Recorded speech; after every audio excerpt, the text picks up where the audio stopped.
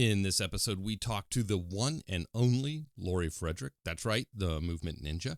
She shares with us what she's been up to recently, and she gets into this topic that is really important, and I'm so glad she joined us to talk to us about this.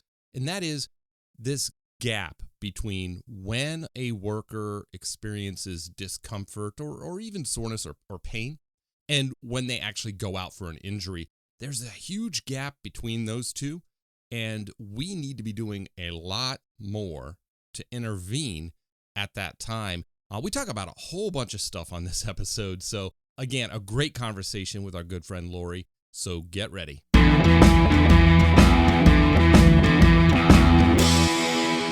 Before we get into today's topic, I want to remind everybody, if your business is reopening after any kind of closure due to COVID, or you've continued to remain open, but you're struggling with how to mark your facilities to ensure physical distancing and relay important information about safety and health as it relates to COVID, I want you to go visit our friends over at MightyLine Floor Tape. MightyLine has some great products for you to mark your floors, whether it be the stand here, the 6 feet distancing, or just floor tape to denote lanes of travel. They have everything you need to mark your facility. So hit the link in the show notes, visit our friends at MightyLine Floor Tape. They are incredible partners in safety. I can't thank them enough for their support of the podcast. Again, MightyLine Tape for all of your floor marking needs. Lori, welcome back. Fourth time you've been on this podcast, more than any other guest that I've had. So more than a hat trick. I mean, that's pretty impressive. Thank you for inviting me back for 4 times. I mean, that means that I might have always have good stuff, valuable things to share. There's a reason why we keep going back to the well, as they say. Good stuff. So let's catch up. Anything exciting going on recently for you in your world, in the world of Lori and what you do? Always. There's things. Our family tends to do a whole bunch of things all at one time. I did have my hip replacement. I had it February 10th. So that was a big thing. That was a big thing. Recovering well. I'm 3 months out and really feeling good, and learned a lot of things along the way. Had some good, helpful family runners to get me stuff and all the things. But that happened, that was big. And then why not, let's just all move from Colorado to Florida. That's coming up next month. Because, who doesn't get a hip replaced and decide to move across the country? Right.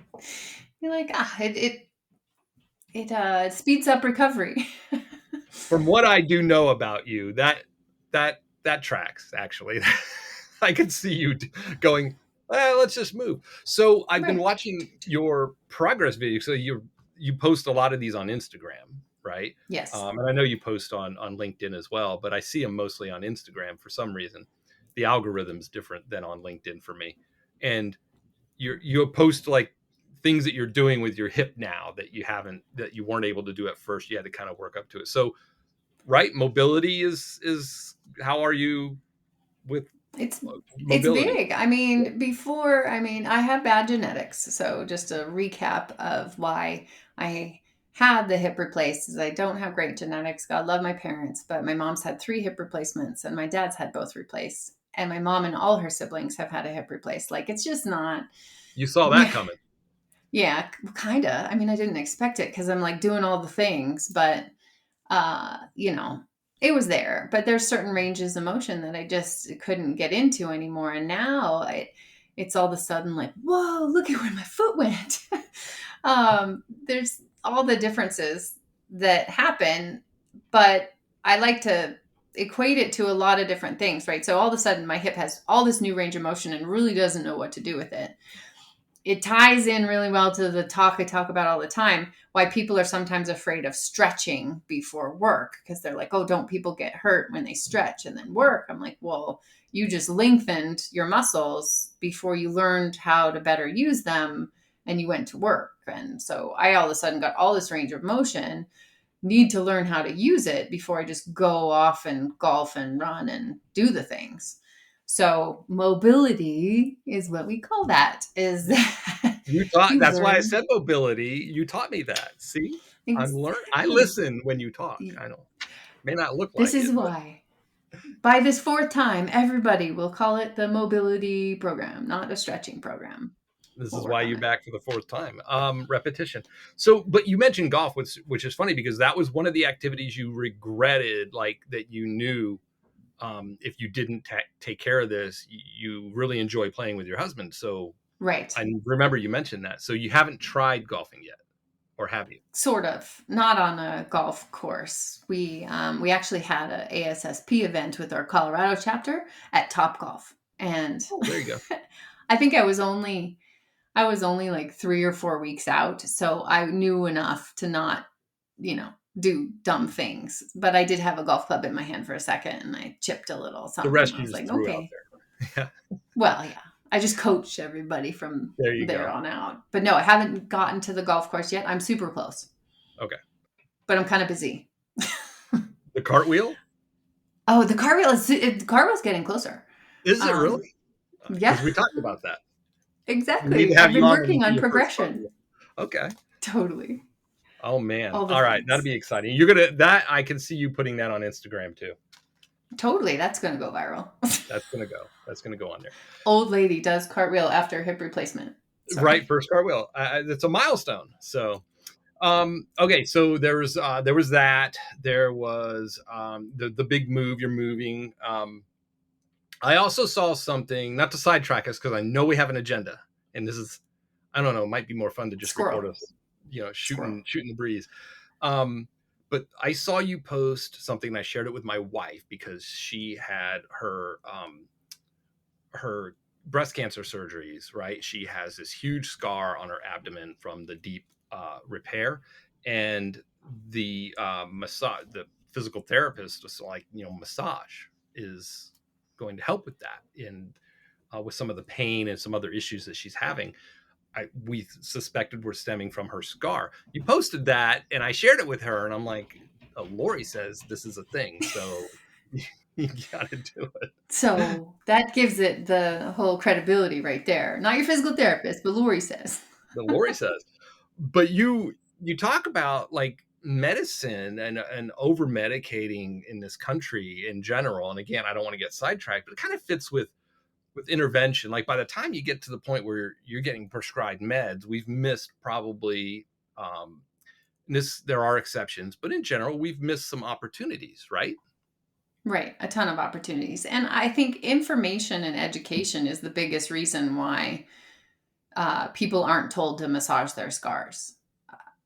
The physicians just, we run it, like you said, your wife learned about it from her physical therapist, not the physician, right? The doctors are, oh, well, I think I was talking to a colleague, they had a small arm surgery thing. And he's like, yeah, my world renowned doctor, who's great at what he does, but he mentioned something about how, oh, well, you can massage it or not. We've done this study and it really didn't matter.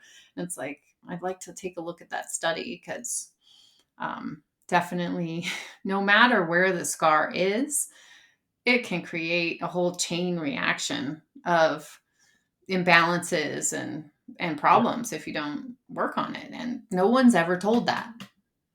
So talking about early intervention, you mentioned, we were talking before we hit record, as we often do, just catch up. There's this gap, right, between like when you first think something might be wrong as a worker, right? Soreness or something's telling you, and then of course, then when I have an injury, and by definition, we're talking about I get to the point where I have to stop. I'm no longer able to do what I need to do at work. It's impairing my ability to continue, and I have to seek treatment of some kind. Maybe it's first aid. Maybe it does end up being a send out. Um, but there's this huge gap that you like to address, right? Well, yes, because I think there are some companies that have good early reporting in place. There's two things that restrict its success, and one is ego, because a lot of trade workers, especially, are just like, go, go, go. This, I'm just sacrificing my body. I'm meant to in this job. Like, that's what it's all about. So they don't, they think they're weak, or, why should I speak up about something now? It's not that bad.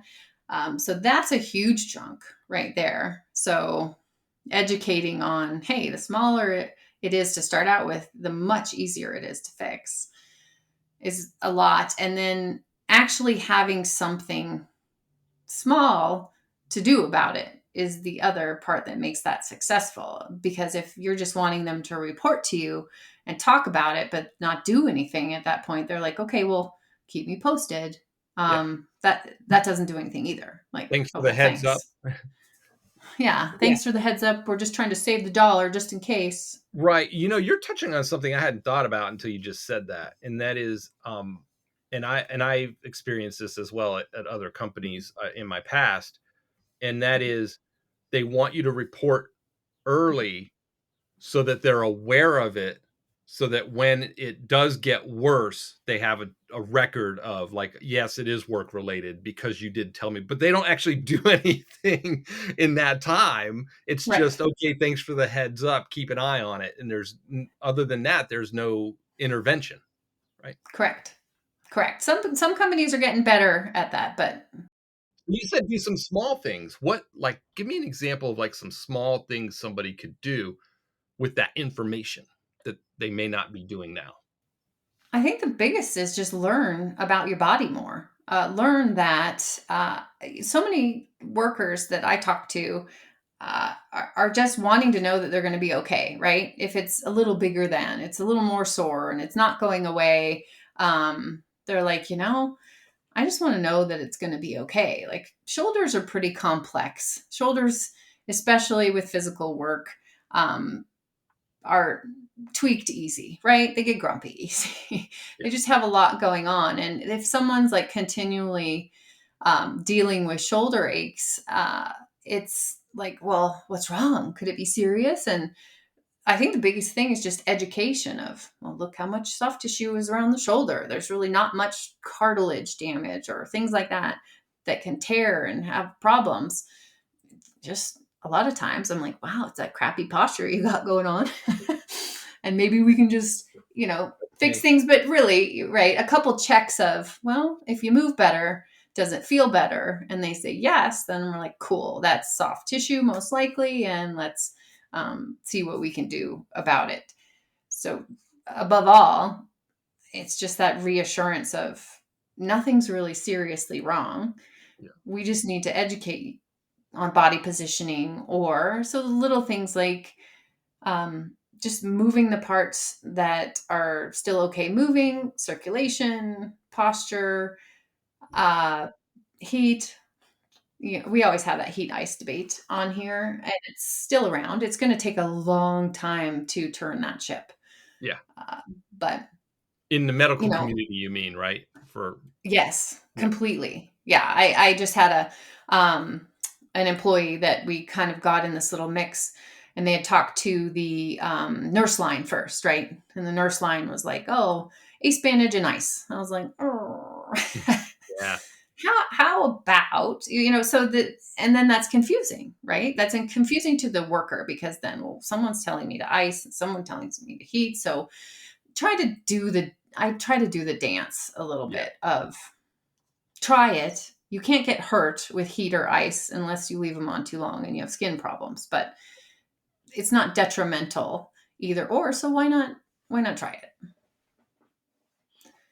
Interesting. So where do you Right. see now? You said what do you wish? Maybe that's what I'll ask Lori. If you had a wish, what do you wish the medical community would do more or less of in this context of early intervention, like not waiting for this and then prescribing what they prescribe, because it's at that point, what are you going to do?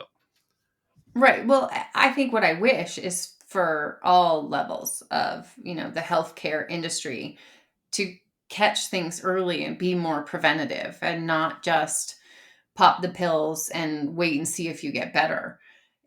That's so passive of the system, right? It's the sick care system. It's not the health care system, whether it's worker comp or I love your that. regular. It is, because it's just kind of like, oh, wait till you get sick. It was like the early days of COVID or whatever. And, someone was like, well, tell me your symptoms. Okay, well, if you get worse, then go in. And so that's how we've been, our healthcare system has been that way. Like, well, Yep. how about we talk about prevention more? So my wish is that the medical community can have better conversations about all of the options of prevention, of nutrition and meditation, mental wellness, physical, all the things, right? That they think is probably fluffy. Yeah. But it leads to the physical stuff that they're treating, sort of like treating the symptom, not the root or Right. And preventing. again, it's another big ship to turn. Yeah. Pharmaceutical companies like their stuff out there. Yeah. But if we get too dependent on thinking that the pill is the answer and not actually the effort of like the personal responsibility of maybe getting healthier. Yeah. I know it's unpopular sometimes, right? To say I those don't know. things. Nobody, you know what's funny is that term self-care. The first word says, I mean, nobody's going to do it for you. Right. I mean, so maybe you need help being motivated. Maybe you need some tools to manage your time, or maybe you need some help with some activities or whatever. But like, there's so many things that go into self-care. It's not about how you look so much as it's about just taking care of you, like preventing some of these things down the road. And I always go back to that story of a coworker, and I'm going to remind them that they did this, of picking up this box. And I'm like, well, there's a cart. I mean, he's like, I'll worry about that when I'm 50. And I looked at him. I was 49 at the time. This is recent because I'm 51 now. I said, I'm you at 50. And he just looked at me and I said, yeah, I'm going to be 50 in like this year. I'm going to be 50. And I'm like, it's quicker than you think. Don't kick that can down Right. the road. What are you going to try to fix your back when you're 50? Right. But it is the case. They're like, I'll deal with it when I get there and no big deal. But here's the thing. I think people would be more proactive if everyone could have a personal trainer and a massage therapist, right? For free. Oh yeah, if I'm meeting that where it is. You mentioned workers' comp might be a good like lever or influence on the medical community, because you're right. Somebody like you or me talking to the medical community, whoever that is, right? It's the whole industry. We're going to have very little traction, right? But if workers' comp, dollars and cents, is how do you see workers' comp in the workplace context being able to influence the medical community? That's a brilliant question, because I was on the path. Let's finish this path then. So you can say that if everyone had a personal trainer and a massage therapist for free and had the time to do it, right? Yeah. We would not have as many injuries. But now think in the workplace. So the employer is responsible for creating the safe environment and helping them feel better. And early intervention is actually massage therapy and some wellness exercises. So you're kind of getting a free trainer and massage therapist. And so here we can get a whole bunch of data that says when people are, and it develops a habit, right? So no, it's hard to do it on your own. So here's someone that my employer's paying for that's going to help me get on track and give me a little kickstart, and I'm feeling better. So now I'm hooked. It's that getting going and feeling better part that's the effort. That's where the effort is. So then in this whole occupational world, we can help kickstart that along and be like, I think we have it. We're going to save the world. Yes, there you go. You're gonna save them. So we talk about this with workplace safety all the time. Safety geeks always talk about how The reason why we continue to educate and do safety talks and impart this knowledge is, people end up taking this home with them. You don't forget this knowledge when you leave the workplace. So, I mean, duh, it stands to reason that if you did this with self-care, wellness, all that good stuff, total worker health. I'm getting, you can talk about total worker health on this in this context, but so too, they take that knowledge and information home with them. I worked at a medical device manufacturing company, fantastic company, and they had a gym on site, and they had people come on site. They had yoga, they had aerobics, they had some weights, they had different during the work day. Oh, There was night shift and a day shift, so we could sign up and we could go at during that hour and exercise and learn the techniques and actually do a nice. little exercise. And they had a on-site locker room and shower. It was like a gym. It was like right there in the middle of the manufacturing facility. It was state of the art. It was brand new. Everything was nice. But you're right. I think the feedback we heard from people was, by the time I work a 12-hour shift, 10-hour shift, if I'm working overtime, these are like machinists, right? Blue collar Oh, workers are yeah. making the devices that we're going to use, implants actually. Um, they're like, I got a 45-minute drive home, and by the time I get home, I got to mow the lawn. So they're on their feet all day, and now they're pushing a lawnmower around, and they got to eat and get the kids to bed. Like, when am I going to do this? And so it taught them like how you can make time, right, to do these Right. things. So good stuff. Right. Yeah. Making the time. How can they support this? Well, I would, workers' comp, I've already heard, from a lot of clients and peers and people in the safety industry, it's not a secret that um, companies search out certain OC health clinics. Mm-hmm. Okay. There's certain ones that are knee jerk, pill pop, scan, whatever, that they just, in my opinion, take the easy way out. There are better urgent care clinics and OC health people that are learning more and continuing to, communicate, make this big circle of communication with the company, their safety person, and the employee, right? And having that better. So there's already starting to have tiers of, clinics that think different or are open to the conversation. A lot of safety pros have to have the conversation with the urgent care clinics. Be like, look, okay, OSHA first aid versus OSHA medical treatment, and try to have it all still look like we care about the employee, because they do care about the employee, but also the dollars. So there's that two-way. But if the person on the worker comp end also gets this knowledge and says, oh, I didn't know you had someone that's so knowledgeable about, all these first aid things. And wow, look at how successful that can be. I think that communication just needs to open up. You need to say, we didn't give you business because we were doing so well over here. I don't know how that Yeah. goes over with them. Do you see, for the ones that you say are learning and are getting it, because you travel geographically, you're outside of your home market, do you see areas of the country more leaning into this, or is it just hit or miss? To me, it seems hit or miss right now. It's just kind of the area. Honestly, it's the safety pros knowledge that Yeah. runs a lot of it as well. So if they aren't aware of all the tools, then they're not going to ask the questions. So again, a lot of it's pushing from that side to educate, and then hopefully with a little change in worker comp, that individual or their families, then if something happens with their normal general physician, they can ask more questions about these sorts of things. I think state laws have a lot of influence over this too, because that's another conversation.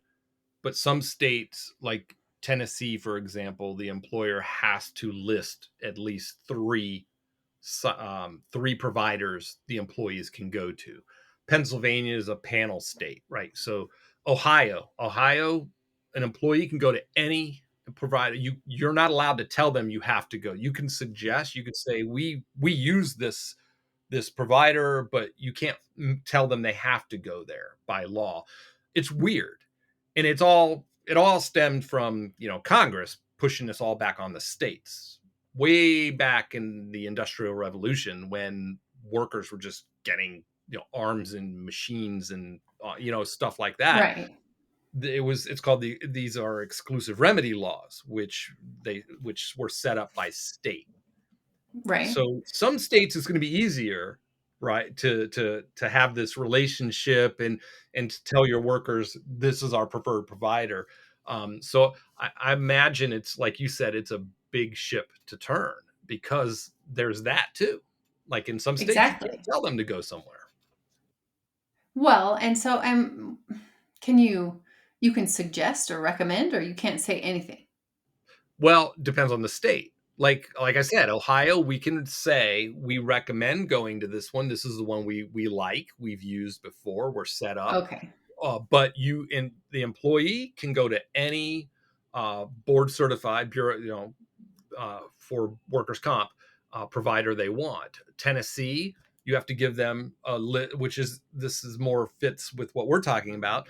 If Tennessee, and somebody can roast me if I'm way off base on this one, I believe it's Tennessee. You have to provide 3 options. Like you have to list 3, but you can list them, I think, is what it is. So you can Okay. pick the ones Right. that work with you if they're available. So this is so if I had my way of saving the world still, and what I'm currently neck deep in is collecting across the country providers who think different, Yeah. and all the ones that aren't just gonna cookie cutter a wrist or a knee or whatever it is, or whatever they hear the complaint.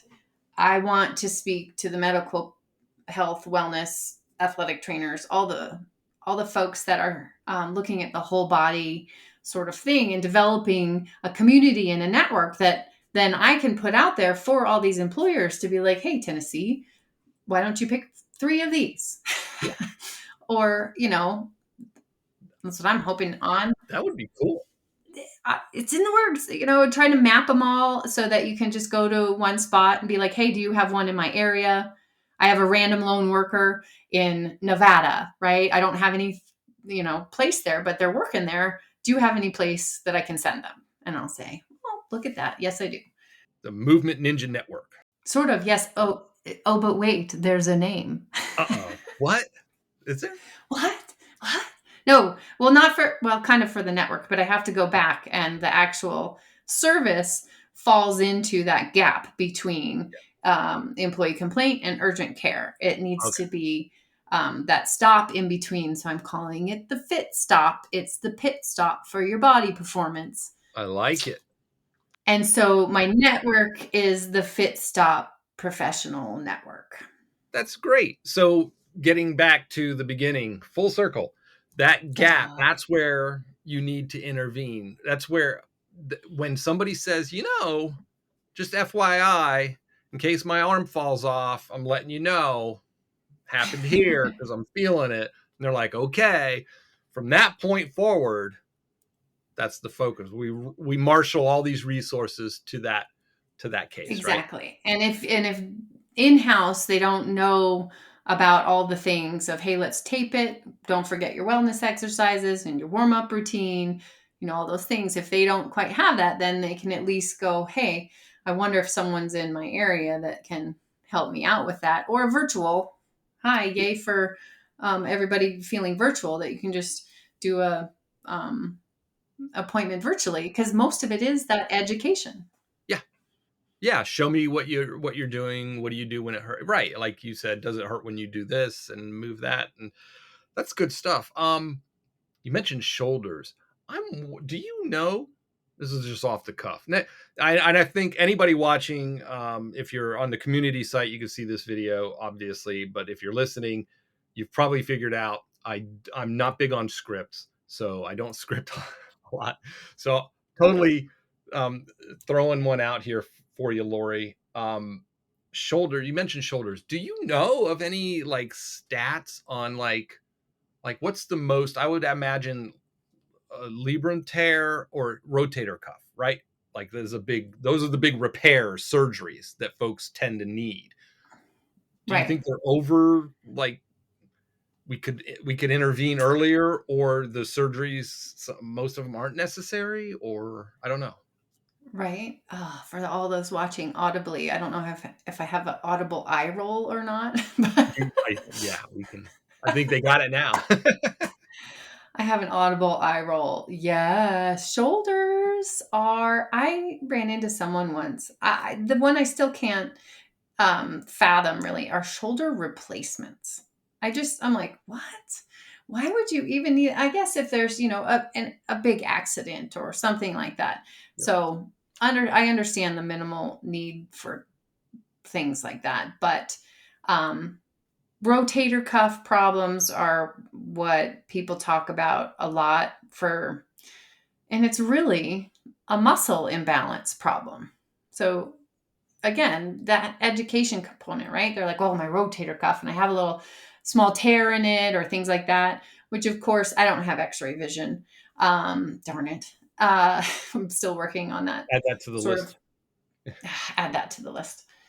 Labral tear is somewhat, I would say, common. I can probably tell you that I don't have all the exact stats, but shoulders in the workplace, especially high hazard, are super common. Shoulder, knees, and back, right? That I can insert eye roll here on why are we cutting on it when we really could just be working on posture and stability and correct movement. Right. They might just feel better with that. Is that what you were asking me? Yeah, that's what I was asking. Interesting. I worked, this was many years ago. I worked with a gentleman who ended up with a knee replacement.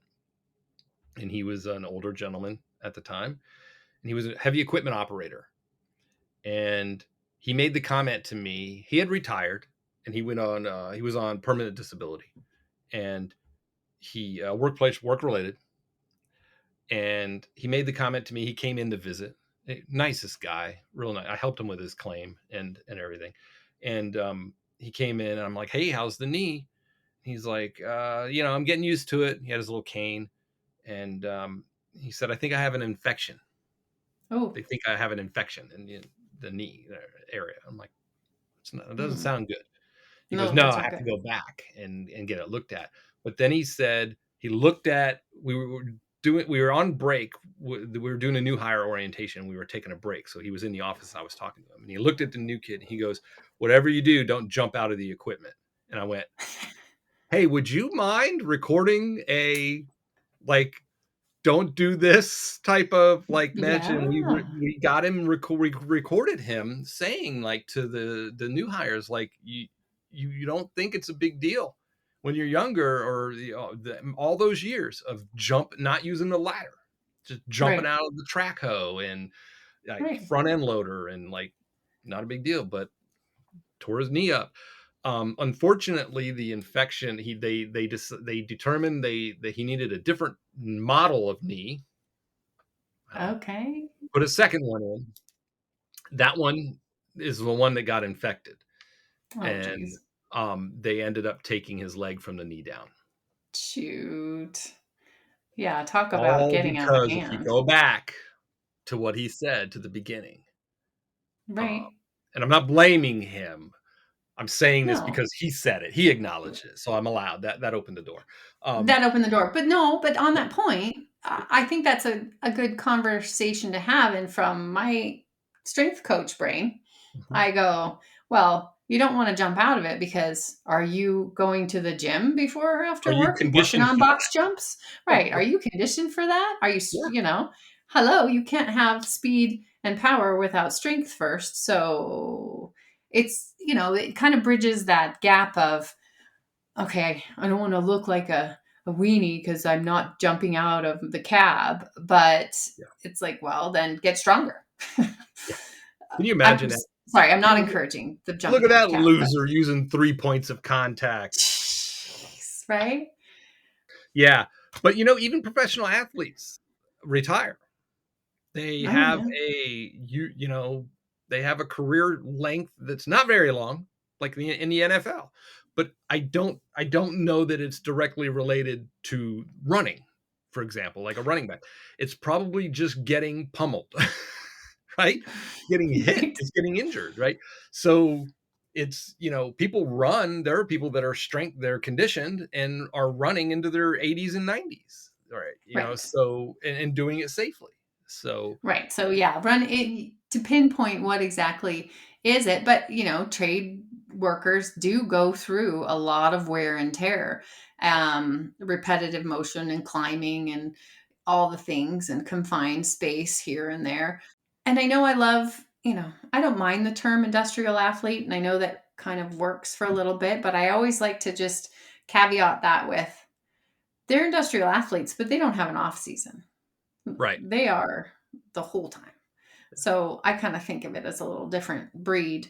Um, Blue collar ninjas works pretty well, but no.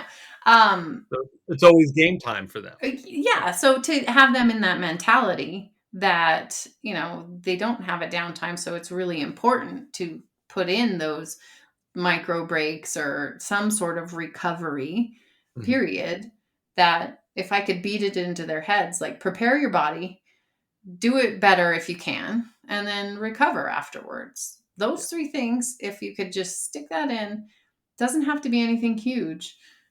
You're going to move better and feel better and be more productive. Then the company's happy, blah, blah, blah, right? It all chain reacts. You're so right. I mean, so you get a lot of feedback, I know, because we've talked before, but your customers, your clients, these blue collar ninjas, these blue collar workers, God bless them for the work they do every day, keeping this country moving. By the way, um, you get feedback from them on, like, when you do coaching sessions or training or whatever you're doing with them. What kind of feedback? What are you hearing from these grizzled, rough and tumble workers that that you would think don't want to appear weak? You work with them all the time. So Right. And I love the old and stubborn. They're my favorites because when you can finally be like, okay, just try this one time, like just nice enough, like, okay, I get it. You have to relate, in my opinion. Everyone's like, how do you I do. They're like, how do you get these people to do this? And I'm like, because I respect the work they do. It, huge appreciation, right? Like you were saying, I respect the work they do. I ask a ton of questions about it because I'm just curious how it all happens. Like, oh, tell me about that and how you have to do. And doesn't that bug your body? Like, doesn't, talk about those things. I'm like, do you know I have a thing that might help you? Oh, show it to me. Yeah, cool. And then I show it and they're like, oh, wow, it's that easy. Like that's the most common feedback that I get. I didn't know it was so easy. yeah, to just change my posture or the tool or something. Right. Or the little thing, like Little someone, tweak.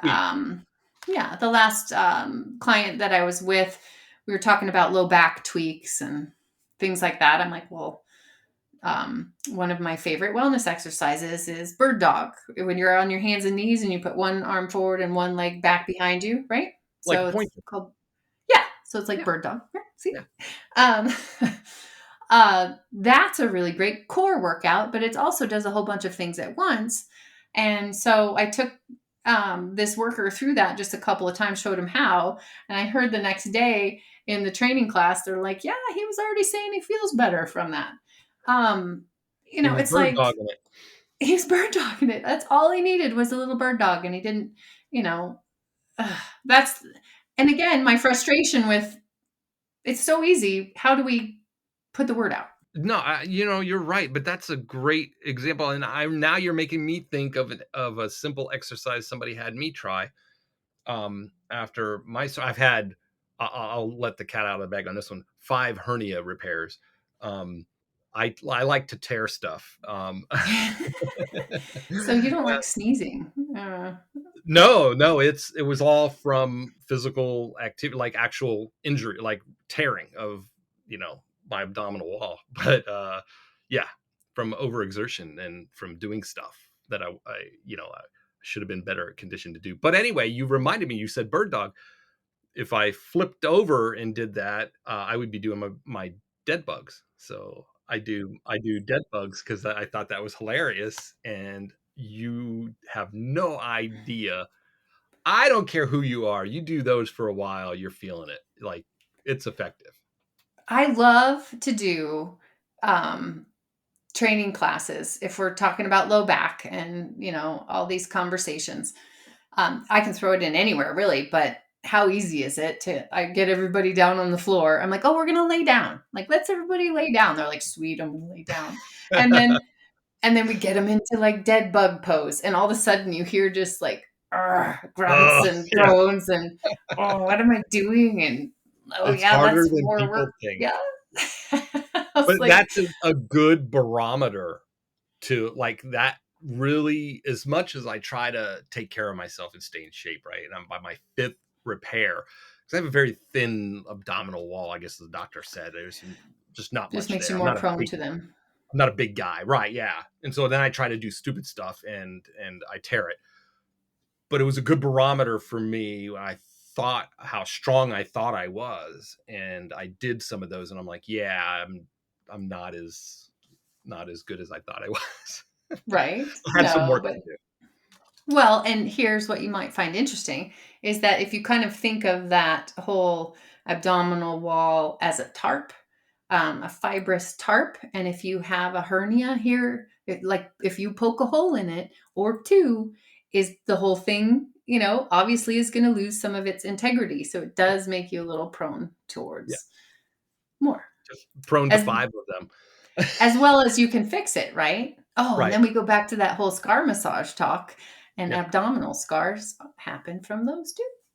Yeah, you were that's a good, I think, another topic. We'll go for the 5th episode with you. 5th episode. I know, right? We're going to get to the point where when I go on vacation or I can't record, I'm just going to have you do it. So hey, I would love to be the whole, what did they guest say? host. When the cat's away, the mice will play. I'll be the mouse. I'll play. There you go. I will take you up on that. I'm not even kidding. Ooh, You that'll can be record fun. one and then I'll just edit it and throw it out there. But yeah, that can happen. Somebody throw some topics out there. Do that. That would be a great topic in general. Like what types of issues people have had because of scars. Definitely. That would be a good one because there's a lot of dots to connect that, again, doctors aren't telling you about it. So maybe 3 things to watch for. And don't think that it has to be a brand new scar. All the old scars actually get benefit from it as well. So that's a topic that can be helpful to anybody with any scars. All my old scars. Good. If you could help me with my old baggage. Ooh. That's a whole different conversation right there. No. You can't help me with that, can you? No. I do, physical stability and balance, but not mental. Sorry. But another relation there, right? Being well. We talked about self-care, but there's just this everything's so connected that we don't even realize sometimes that how I'm feeling physically and how well I am and is a connection to how I might be feeling psychologically. Right. Yeah. Definitely stress and mental wellness definitely affect your body and all the things, right? So no, all these topics that could come up. I wrote some down. So excellent. I'm writing that one down too. So let's wrap this up. We talked about this gap between soreness or when I first report to my supervisor and when there's an injury, what companies can do and partner with providers like Balance by name. So we just assume people know who you are. Oh, right. Yeah, true. I wear a lot of hats. Name of the company and the service you provide and the work that you do. Let's do that to wrap this up. Okay. So the umbrella company is Balance Biomechanics. The Movement Ninja was born from Balance Biomechanics because our movement and lifting training sessions are very ninja-like, and it hangs on really well. So the Movement Ninja was born out of that, but Balance Biomechanics also does upgrades for your stretch and flex programs and the mobility knowledge that we were talking about. So train the trainers and any service for that. And then the early intervention service has been kind of small and not a huge part of Balance Biomechanics, but now with this whole new brainstorm that after searching for a client for really great providers wherever they had people at, I'm like, I need to just do this nationally. Right. So then the Fit Stop is now a part of Balance Biomechanics, to where people can, smaller companies especially, right, that they can at least have a virtual check-in with someone that they trust. And hopefully people are getting to know me a little better. Thanks for having me on. To know that I love these people so much and I really want to help, that they trust that. And they go, Lori knows. Maybe we'll ask her first, or let's set that up. And then maybe she knows somebody in my area. So what if anybody watching or listening out there, safety pro out there, and says, you know what, I have somebody that might need something like this. I should ask Lori what she thinks. How can they ask you? They can ask me, email me, Lori@balancebio.com. You can go, the quickest is going to be to text me. So that's an easy text line, is 720-704-4851. That goes right to my phone. And we're actually going to connect that. It's a text community, but it's a one-on-one conversation. But it's really great for case management of employees that we can go back and forth. So text me, go to balancebio.com, email me. Don't call me on my personal phone. There's multiple ways to get a hold of you, right? There are multiple ways. And really, I would also ask, whoever's listening to this, if they already know of a provider that maybe they use personally with their family, if they know a really great massage therapist, athletic trainer, physical therapist, or any sort of medical or fitness provider that thinks different, I want to connect all those, because not just occupational, I want to connect it in the communities as well. I think it's a win-win all around. So if anyone knows of someone like that, send them my way. Gotcha.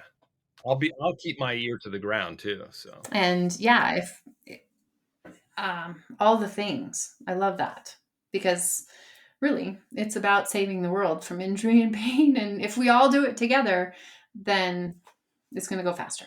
It's good stuff. Good stuff. And I think we laid a foundation for our next episode together, which is Most exciting. definitely. Always love having you. You're such a good friend to the podcast. And I know there's a few other guests that I had on that are going to be jealous. I think I'm going to start a little competition to see how many can keep up with Lori on Just wait for the takeover. Just wait for the takeover. Right. Oh, there you go. That's going to be fun. I actually have one coming. I have something coming up. We'll talk offline, because I think I might hold you to that. That would be really fun. That would be fun. All right. Well, Lori, it's been a pleasure as always, and have fun. Don't hurt yourself too much moving. I know you gotta trek all the way down to the southeast, so that's gonna be gonna be a trip. It's going to be. Well, thanks, Blaine, for having me on. It's wonderful. I think everyone's going to have to now. I have to get away from my snow shoveling ergonomic tips, and I'm going to have to get into like some sand moving, or I don't know, tree trimming. I don't know what, that Zen thing with the sand. Something like that. But in the middle, look for a lot of boxing up tips and lifting and moving. There you go. Yes, I encourage you all, if you're not following her on LinkedIn, follow her on LinkedIn, but also Instagram. Thank you. The Movement Ninja Lori is, go the there Movement too. Ninja Lori. Yes. Okay. On Instagram. Correct. All right. Yep. That's where I see all the videos. When I open Instagram, I bet you, I'm not going to show it, but I bet you if I open Instagram, Am I up there? I did post one you will today. probably be on the top. First Look, one on the see, top. right there. Every time. Every time. Every time people will think, well, it's because I only follow Lori and I don't follow anyone else. No, I follow all kinds of stuff. Oh. I like the algorithm on Instagram a little bit better. Not that I like Instagram, but Right. you're always boom popping up right there. And Well, and so they're a little more casual on Instagram than they are on LinkedIn. I don't have too much discretion on, I don't mind throwing casual stuff on LinkedIn, but there's a little more of my crazy daily life that's on Instagram. you can have a little more fun on Instagram. Yeah. I think a Which little is more good. personable. I like that. All right. Perfect. Until next time. And don't go away when I hit stop on the record, because I want to ask you about this takeover episode. So be on the lookout for that, everybody. Thanks. See ya. All right, there you have it, Lori Frederic. A pleasure as always. You can catch all of her stuff over on her website. I've got links in the show notes. If you want to share your comments about this topic, head on over to the Safety Pro Podcast community site. Link will also be in the show notes for that. Consider becoming a member. Premium members get to enjoy all of the benefits of seeing early release videos of interviews, premium downloads. You can also create your own content and post over there as a premium member. Otherwise, it is completely free to join. We love to have you over there to see what's going on in the community. And I will talk to you on the next Safety Pro podcast.